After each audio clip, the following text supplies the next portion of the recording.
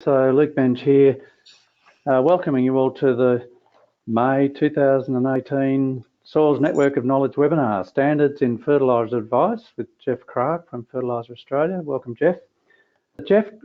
Introduce Jeff now on his topic on standards in fertiliser advice. Jeff grew up on a farm in Bundaberg in Queensland, and he followed his interest in soils and plants by studying at Queensland Agricultural College. Jeff's got a long history in the Australian fertiliser industry and a range of sales, marketing and technical support roles. And a large proportion of his professional life was spent with Incitec. Having worked across much of Eastern Australia, Jeff has had exposure to industries such as sugarcane, horticulture, grains and intensive pasture. Jeff's now part of Fertilizer Australia. His main area of responsibility is to manage the industry's environment and food safety stewardship program, Fertcare. With such a large amount of interest today, Jeff, it's very interesting. There's obviously a lot of interest in this topic. Over to you, Jeff. Thanks, Luke, and good afternoon to everyone in Eastern Australia, and good morning to those in the West. Firstly, I'd like to thank Luke and Abigail for the opportunity to contribute to the Soils Network of Knowledge webinar series. Thanks very much for the opportunity. So, what is the issue with soil and plant nutrition advice? Farmers are often trying to balance maximising crop or pasture yields with the cost of inputs like fertiliser and soil amendments. Clearly, it's in farmers' interest to optimise the returns on the investment they make in fertiliser while managing risks such as weather and environment. Farmers are sometimes seeking advice, or at other times a second opinion, someone to validate their reasons or practices that they're currently doing. Unfortunately, the quality of soil and plant nutrition advice farmers receive from both fertiliser supply companies and independent advisory businesses can vary widely. Anecdotal evidence would suggest a significant proportion of farm fertiliser advice is unlikely to meet minimum standards. Advice to farmers may not always adequately address matters such as crop yield, quality, profitability, nutrient use efficiency, environment, or food safety matters. Currently, there's no legal or registration requirement to qualify an individual to provide soil management, plant nutrition, or fertiliser recommendations. Anyone can call themselves an agronomist and start providing nutrient advice to farmers, either as part of a service package associated with the supply of fertiliser products or as an independent advisory business.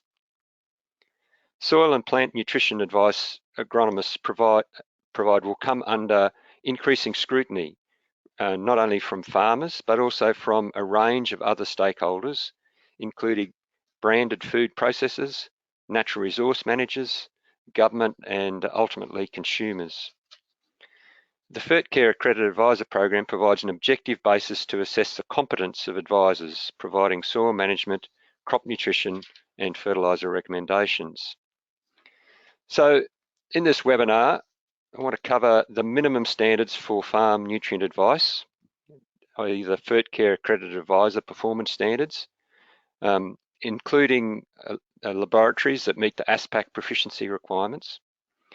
I want to touch on the key components of the Accredited Advisor program.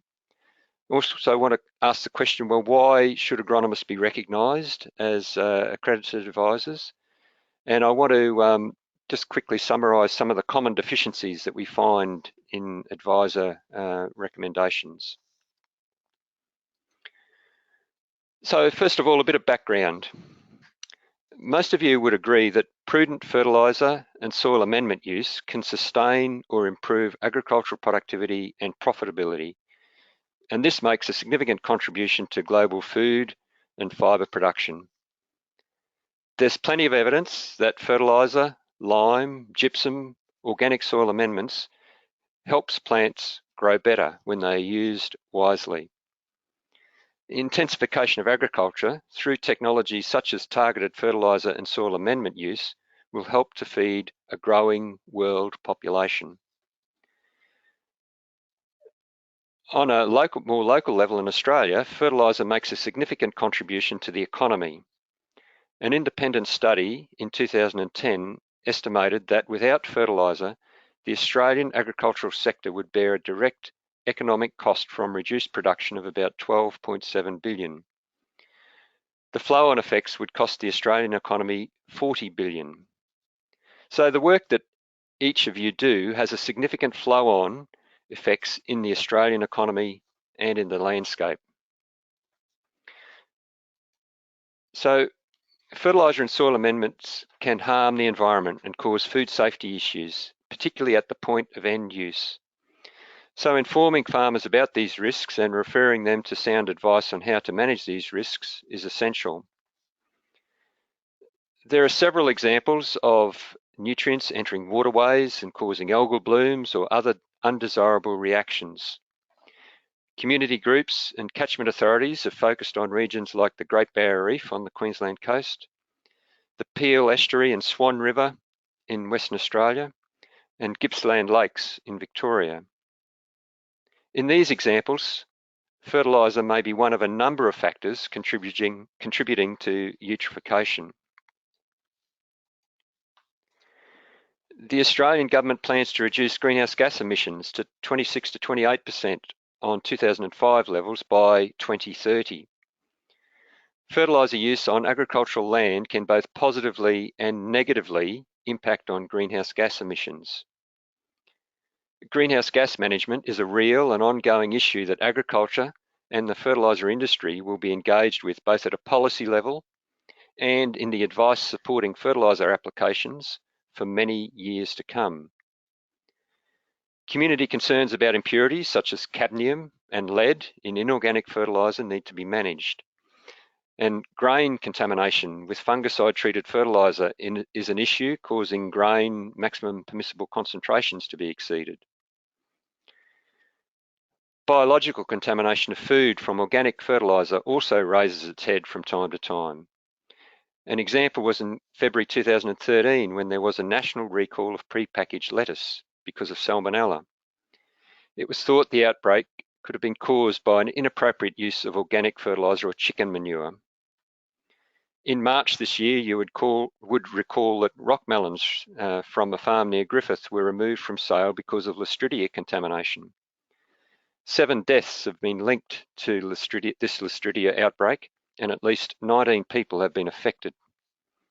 A number of factors are thought to have contributed to the outbreak of Listeria, including weather conditions at the time, some field issues, and significant shortfalls in packhouse hygiene.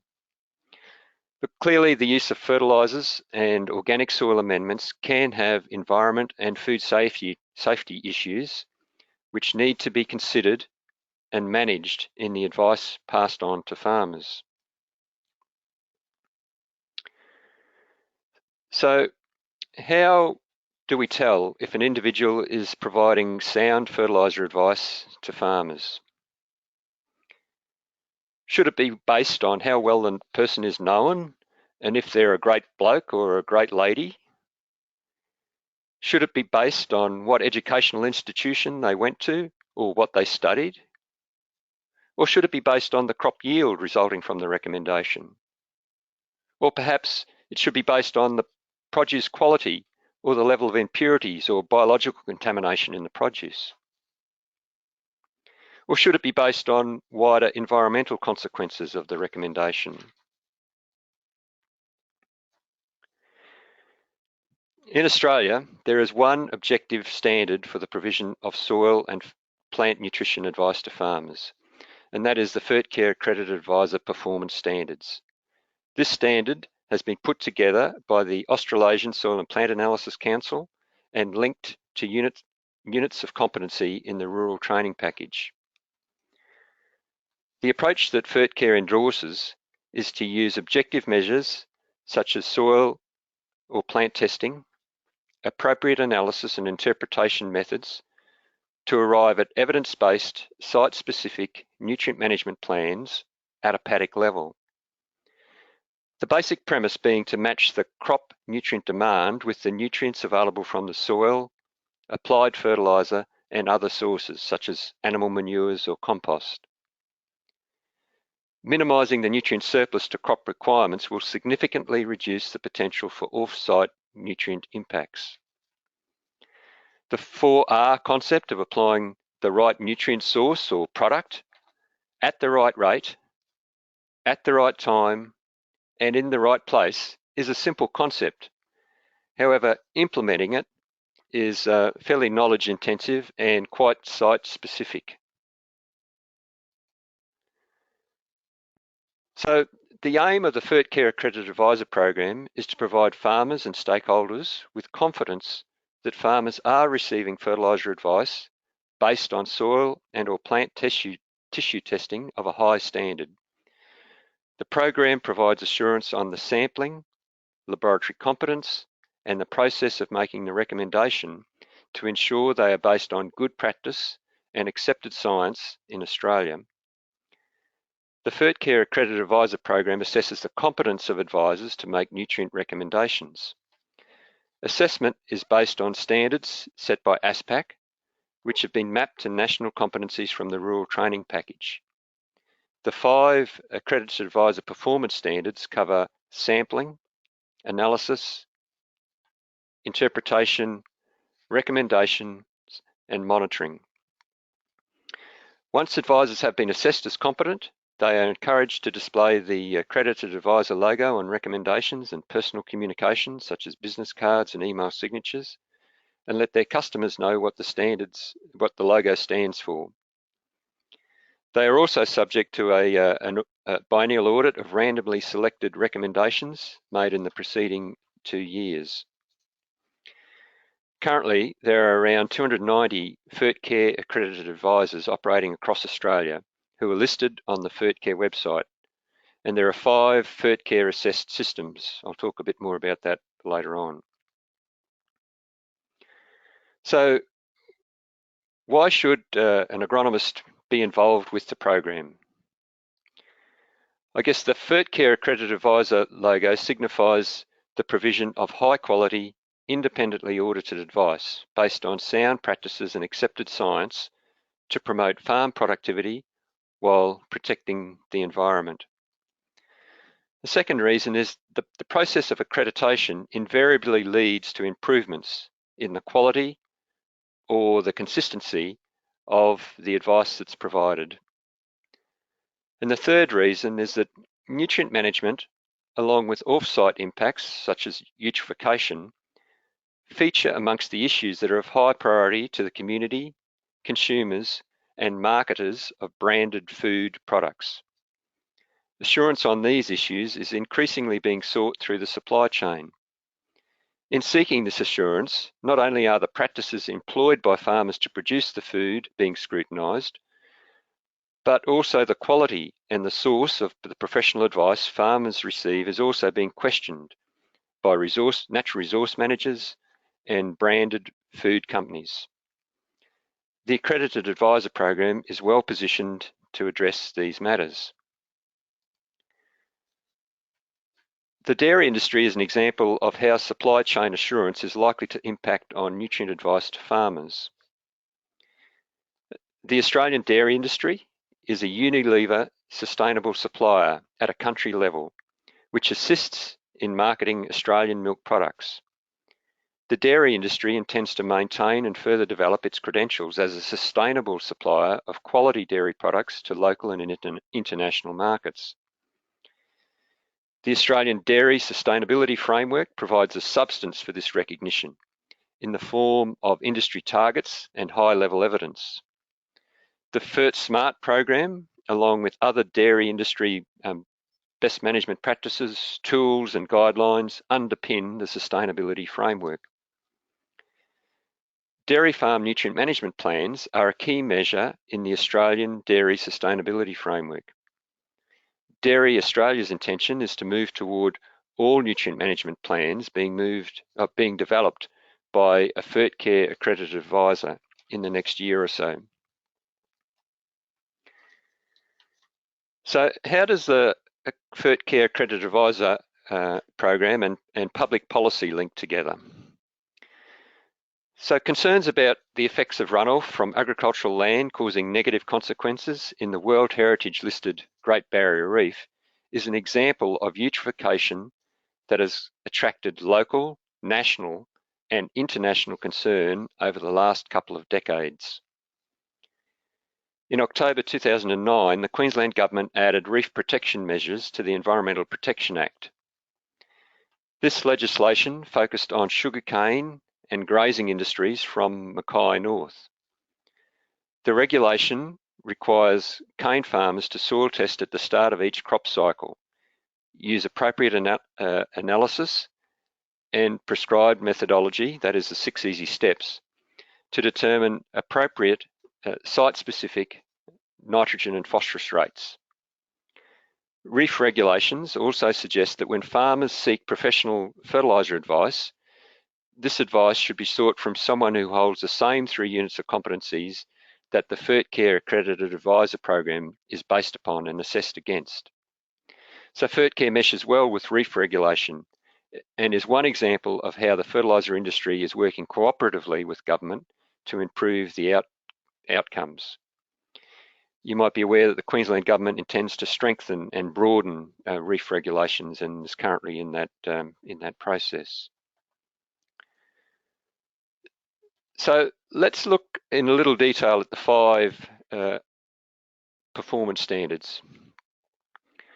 The first one is around sampling, and it includes things like the soil sampling depth, the number of cores that are taken to make up a sample, where to sample and which areas to avoid, which plant part is to be sampled and when, and how samples are handled and posted.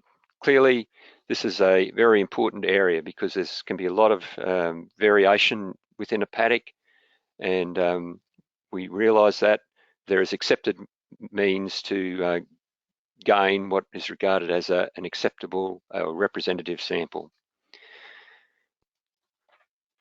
The second standard is the analysis one. And a Fertcare Accredited Advisor must use a laboratory that meets the ASPAC Fertcare requirements. Advisors must use a lab that meets the ASPAC proficiency requirements for a range of recognised methods. In simple terms, ASPAC proficiency testing compares the soil or plant analysis result obtained from different laboratories. A uniform sample is divided and sent to participating laboratories for analysis using specific test methods. Each laboratory measures the sample using that method and reports its results to the administrator. The results reported by each laboratory are compared to the reference value. Laboratories which report values within an acceptable error range are accredited for that particular test method. Accreditation is for a specific test method undertaken by a laboratory.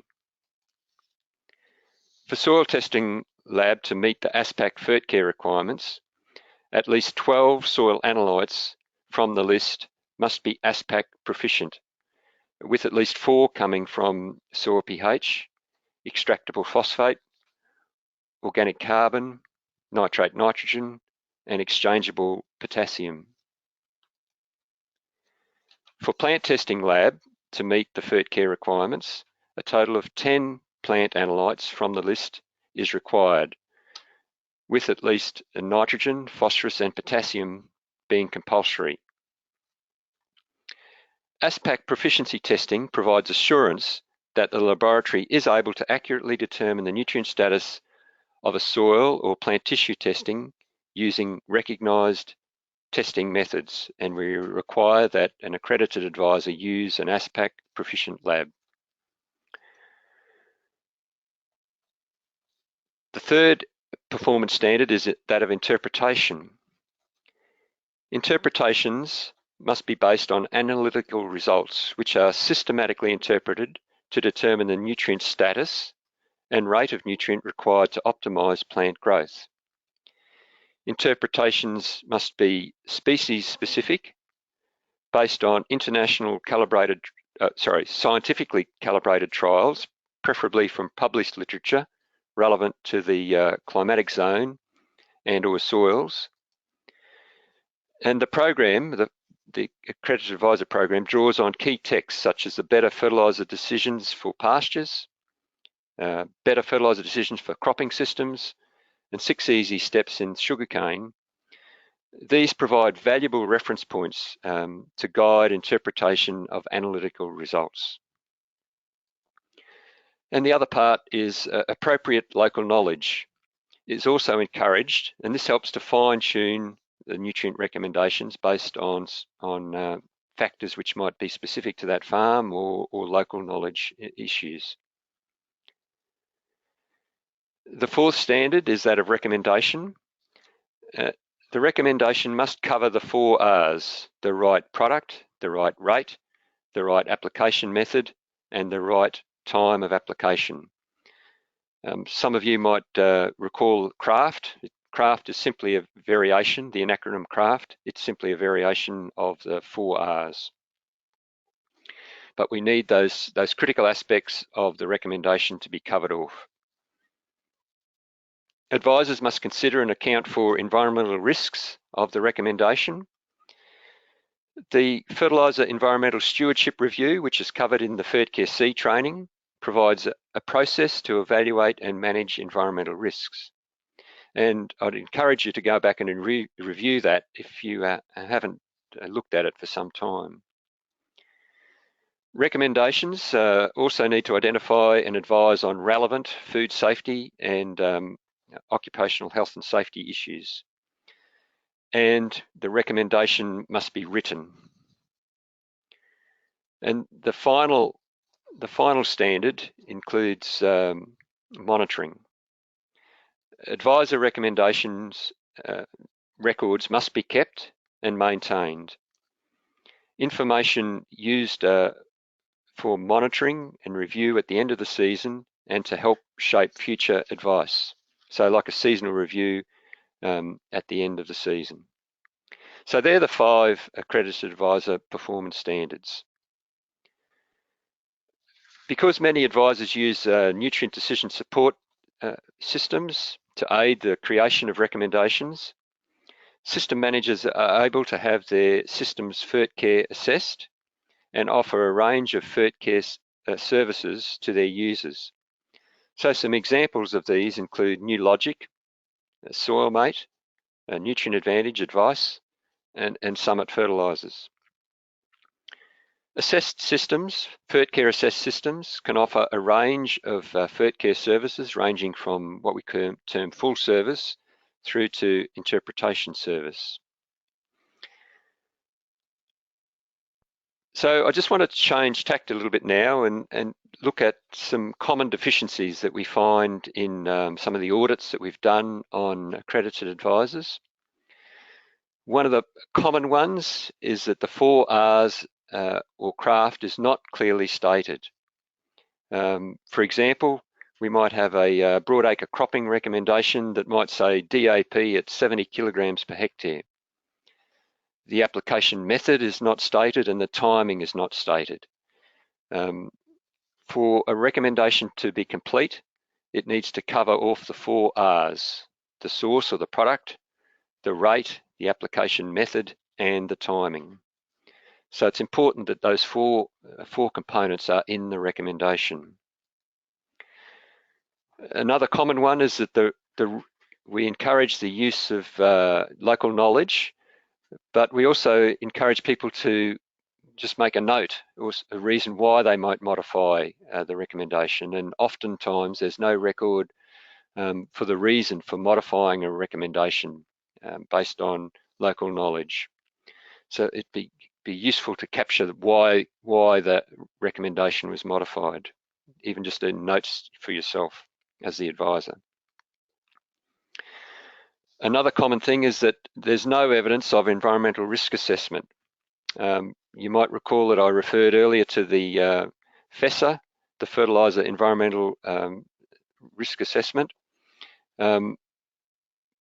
Particularly in sensitive catchments, it's important that recommendations do account for environmental risk, and that needs to be incorporated into the recommendation that's made. Unfortunately, we sometimes see recommendations that are based on inappropriate soil sampling depths. You might recall that, for elements like phosphorus. The soil sampling, calibration curves are developed for particular sampling depths. And it's important that the correct soil sampling depth is taken in development of recommendations as the basis for those recommendations. So please check that the sampling depth that's being taken is appropriate for the interpretation information that you have. Sometimes we see nutrient recommended where the soil or plant status was high. So it would seem that there might be in some situations, some over recommendation of nutrients. And another one which pops its head up from time to time is that high nutrient rates of fertilizer product are recommended with the seed at planting. And the issue there is that in marginal germination conditions particularly, high fertilizer rates in close contact with the seed can have detrimental effects on germination of those seeds. So that's some of the common deficiencies that we find in recommendations done by accredited advisors. So just to conclude, the Fertcare Accredited Advisor program provides an objective basis to assess the competence of advisors providing soil management, crop nutrition, and fertilizer recommendations. The Fertcare Accredited Advisor logo signifies to farmers, natural resource managers, and government that quality advice which not only optimises yield and quality of the produce is being provided, but the recommendations also contribute to reduced environment and food safety risks. It's currently the only independent quality assurance scheme for advisors providing nutrient advice based on soil and plant tissue testing. So to agronomists that are connected to this webinar, I would encourage you to use the Accredited Advisor program as one way to help you improve your advice and to aid in your ongoing professional development. Commit to being the best that you can and be recognised for it by wearing the Accredited Advisor logo. And I'd encourage you all, don't forget to tell your customers, your farmers, how your commitment to being a Fertcare Accredited Advisor benefits them. So Luke, I'll hand back to you and we can facilitate some questions. Okay, great. Thanks, Jeff. Thanks for that. I'll unmute Abby as well. You're in there, Abby. So now's the chance to ask any question you like. I know, Abby, you had something there to ask. I was going to ask Jeff if you could explain how someone becomes a accredited advisor. Yeah, thanks, Abigail. There are a number of ways for someone to be recognised as an accredited advisor. The most common is for someone to undertake training with one of the Fertcare assessed systems that provide either Fertcare full service or qualifying service. So some examples of those which provide public training, the Better Soils Management course offered by Back Paddock or SoilMate. If someone successfully completes the Better Soils Management plus Fertcare C, they can be recognised as an accredited advisor. Another common one is for someone to complete Agronomy in Practice offered by Nutrient Advantage Advice. Agronomy in Practice now incorporates both the agronomic training as well as Fertcare C, so it covers both in the one workshop or the one course. If you're not using a Fertcare assessed system, the other way, which is less common, if you're not using a Fertcare assessed system, you can undertake what we regard as an individual audit. So this is someone who would have successfully completed Fertcare C, and they then need to provide evidence around the laboratory that they're using to make sure it meets those ASPAC standards that we talked about earlier. They need to provide evidence around the basis for their interpretation. So what is their interpretations based on? What are they referencing? To go from an Olsen P or a Colwell P of 15 to a phosphorus rate of 20 kilograms of phosphorus or whatever it might be. So what's the basis behind that? There's some of the things. So there's a little bit more work involved to prepare for an individual audit, depending on how well organised and documented you've got your material. But it certainly can be done, and there are a number of people that have gone down that path. So they're the two ways. Okay, and would I be correct in saying that last way that you described is a bit like a recognition of prior learning or prior understanding kind of approach? Yes, that's right. Yes. Yep. Thanks, Abby. Now I've got a couple of questions coming in. The first is from Don Pollock. Go ahead, Don. Yeah, look, my question was about the Israeli smart fertiliser system. They've approached me on a few occasions recently.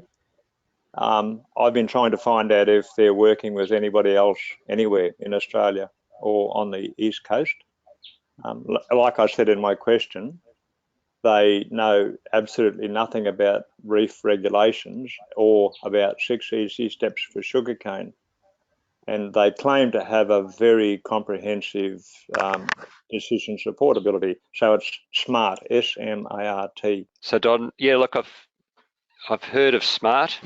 I have had some preliminary discussions with them about whether Fertcare systems assessment may be appropriate to them. At this stage, they've chosen not to pursue that. They aren't a Fertcare assessed system, but there's if they chose to, they're certainly welcome to participate in that process. Thank you. Thanks, Don. The next question is from Joel Supple. Joel, go ahead. So my question was more in regards to your recommendations. It states that you talk about the source. Now, a lot of labels don't have the particular source of nutrient or form of nutrient. Is that what you're saying in that, or are you talking about something else when giving recommendations? Yeah, thanks, Joel. Yeah, the source, we're referring to the product.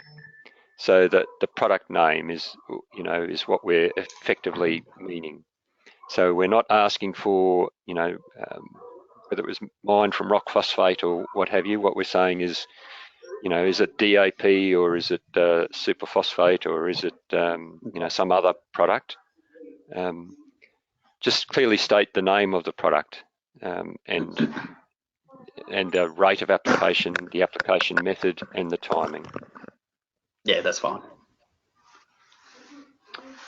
Right, thanks, Joel. And we've got another question now coming in from Mark Robinson. Yeah, thank you. Question for Jeff, if you can hear me okay. The emphasis on placement of fertiliser as one of the 4R recommendations, is there enough emphasis given to the drill applying at sowing, but separate from the seed, as an alternative to avoiding drilling or applying at sowing altogether? It seems as though that maybe the topic of fertiliser toxicity is sort of getting a bit ambiguous when there's no specification of the fact that you can apply it seeding or sowing and separate from the seed in the same operation.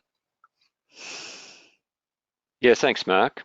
I guess what we're looking for from a performance standards or a Fertcare perspective is that the method of application is clearly stated.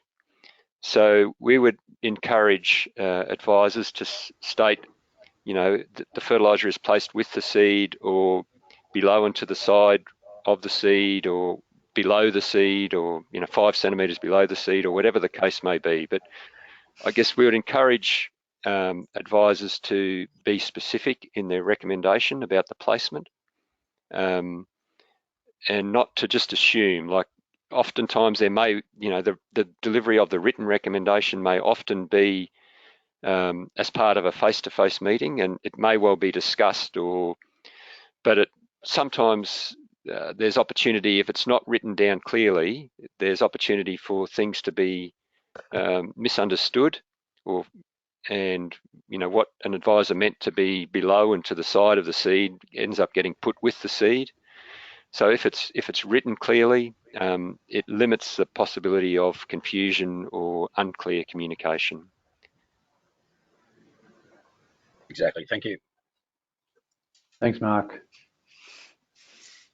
So after Mark, we've got Andrew Kent. So yeah, sorry, my question.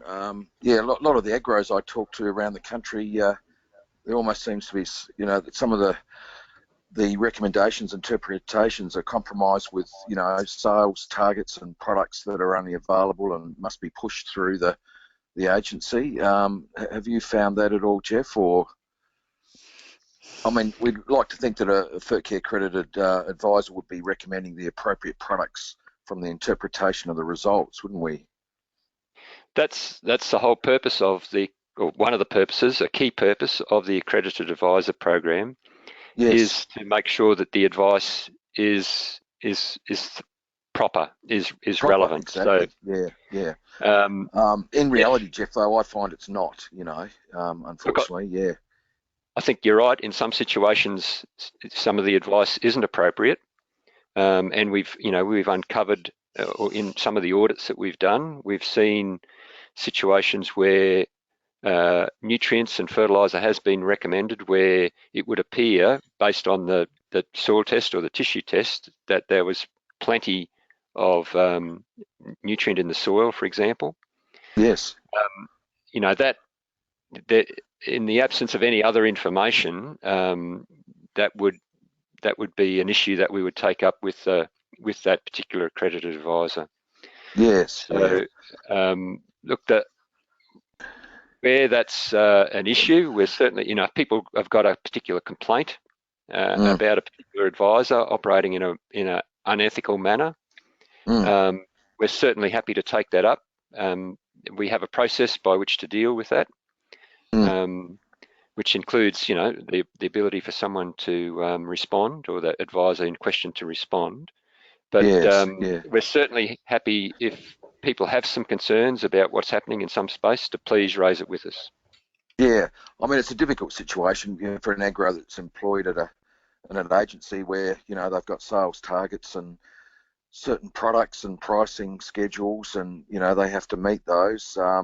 But at the end of the day, you know, as you say, it's you know, so I guess I'm sort of, you know, looking at the independent, so because a lot of farmers sort of try and seek an independent, well, what they think is an independent interpretation and recommendation, but it can be biased, if, you know, in some situations, I guess, can't it? So, yeah, it's a difficult position for many of them, I guess, to be in, isn't it? So, look, I think there are examples of people that work in supply organisations that are providing fertiliser as part of the product mix that they sell. Yeah.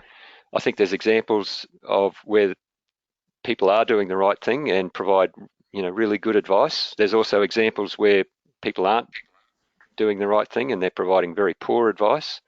It really comes back to, well, you know, what is in the best interests of the farmer and, you know, the long term. And I think, you know, I think most people would want to be selling to their customers in the long run, over the long term, and providing sound advice which meets, you know, the standards, you know, what's regarded as accepted science. An appropriate nutrient rate for specific you know, soil status, for example, of nutrient, is going to serve the farmer and the fertiliser industry and the wider environment much better in the long run. Yeah. I mean, one particular example, I guess, Jeff, which is quite common, especially coastal acid soils where pH is very low, and advisors and agros I've seen and heard, you know, recommending, you know, super or sulfate of ammonia and, you know, highly acidifying products, you know, when there's definitely an issue with low pH. You know, that's one particular example, I guess. Yeah, look, the requirement is that for an accredited advisor that they, you know, assess a range of elements, not just one or two, but a range of elements. And there's a list of what we require in terms of ASPAC proficiency and the types of analytes that we would expect that they would be testing for. Mm. And where it's commonly known that soil acidity is an issue, the clear expectation that we have of accredited advisors is that those constraints, like acidity, soil acidity, are addressed in the advice that they give. So, yeah, look, I think, as I say, there's a wide range in the quality of advice that's given out there, and I think as an industry, it's in everyone's interest for us all to lift the bar a bit higher than what it currently is. And I guess Fertcare Accredited Advisor provides a benchmark or a minimum standard by which to objectively discern what is good advice and what is not. And if we can, in those people that are accredited advisors, if we can get in the habit of informing farmers, telling farmers about what it's about, in the long run, if we can do that consistently over a long period of time, it will put pressure on others who aren't accredited advisors or provide shoddy advice. If farmers start to ask about, well, what's the basis behind your recommendations? How do I know that you're providing sound advice? So I'd encourage accredited advisors to tell your customers, tell your farmers why you engaging in the extra hassle of getting your recommendations audited every couple of years and your own investment in professional development, why that benefits them in the long run. Yeah, because there's as you probably heard, there's the super and lime's pretty well entrenched in in a lot of coastal farms, and a lot of farmers don't even understand why they're still using it after 10 years, even when their pH is down to 4.5 and 5. And but there are other options available, and that's what what you'd think a Fertcare advisor should be looking at. Yeah. So thanks, Andrew. Thanks, Jeff. Yep, thanks, Andrew. Obviously, terrific question and great response. Thanks, Jeff. A good thing to bring up. Don Pollock has got something written there again. I think, Don, we'll just try your microphone first. You there, Don? I've unmuted you. Yeah, Jeff, I'm just raising the point now about sugarcane, where we've had some very set standards for sampling depth for a long time, because the calibrations were based on full cultivation to 10 or 12 inches depth. And certainly our farming practices now are moving towards minimum reducing tillage, and in some cases, in the end, it'll be zero tillage. Surely that's going to change the way that we interpret our calibrations against soil tests. And I don't know how we're going to go about doing that assessment, other than having to run a series of calibration trials again. But I'm just interested to see if you've got any ideas on that. My point is that the soil, the nutrient levels down the profile are certainly going to change with zero tillage or no tillage, compared with the old days when we were cultivating and inverting and mixing the top 10 inches of soil every 5-7 years. Sure. Yep. Look, Don, you raise a good point, and it's not just confined to sugarcane. The broadacre cropping and controlled traffic and things like that. We're seeing similar sorts of issues. I guess Fertcare itself doesn't have a view on it. What we're looking for is what's the evidence, what's the science, what objective evidence have we got to change that. And now, at this point in time, the guidance around how we go about soil sampling in zero till sort of situations, as far as I'm aware, it's not there at this point in time. We don't have the answers to those questions from a science perspective. We can have a guesstimate about what might or might not be, but I guess at this point of time, from a Fertcare perspective, we'd be going with what is currently accepted science around sampling and sampling depths and the number of samples and where to take those samples, etc. But over time that will change as more and better information comes to light. The standards in that space will change, and they should.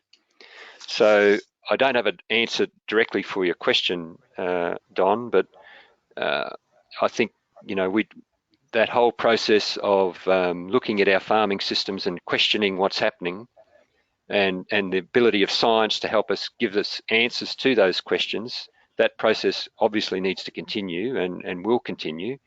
And the Fertcare Accredited Advisor performance standards will need to change, and that's why we ask the Fertcare Technical Committee and the Fertcare ASPAC Committee to from time to time to look at what we have as our standards and to review them and to suggest changes. So the performance standards will change over time as we get better information, better science, better evidence on which to make those decisions. Thanks, Jeff. Yeah. Yeah, thanks, Don. Thanks, Jeff. Jeff, just before we leave that one, you know, we're aware of work going right across Australia, people like Mike Bell in Queensland on, you know, stratification of P and things like that. You know, I presume there's work going on in that space, and you know, working with those people.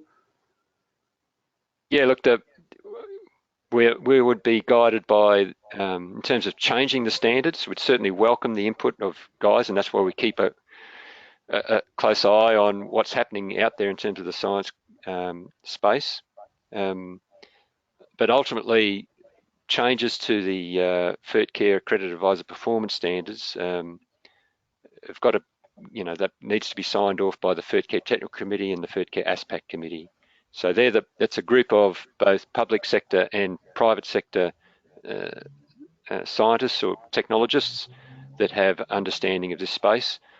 So we rely on them. It's not something that we as Fertiliser Australia or Fertcare ourselves change, but we rely on that advice from the people with a broad range of technical skills. Right, great. And yeah, but question, I do have one more that I know Abby has got up there at Bollingbar. I guess Jeff may have answered it in part when he answered my first question, but what I wanted to know is if you needed to use the Fertcare nutrient decision type things like soil mate and things like that to be a Fertcare accredited advisor. Yeah, thanks, Abby. It's a common misconception that you must use a Fertcare assessed system. That's not the case. You don't have to use a Fertcare assessed system. You can be recognised as a Fertcare accredited advisor and go through that independent audit process, or that recognition of prior learning process. I guess the challenge is that there is a little bit more work to do to prepare for that, but it's certainly possible, and there are there's a small number of people that have gone through that process and are accredited advisors. So the short answer is no, you don't have to be a user of a Fertcare assessed system, although the majority of people who are recognised as accredited advisors do use one of those Fertcare assessed systems. Thank you. And thanks, Abby. Thanks very much again to you, Jeff. Really appreciate the time you put into this. I know you did a lot of homework for it. Now you can relax. On behalf of Abby and myself, we'd like to thank you, everybody, for listening, and we'll now draw it to a close. Talk to you next time. Thank you, everyone.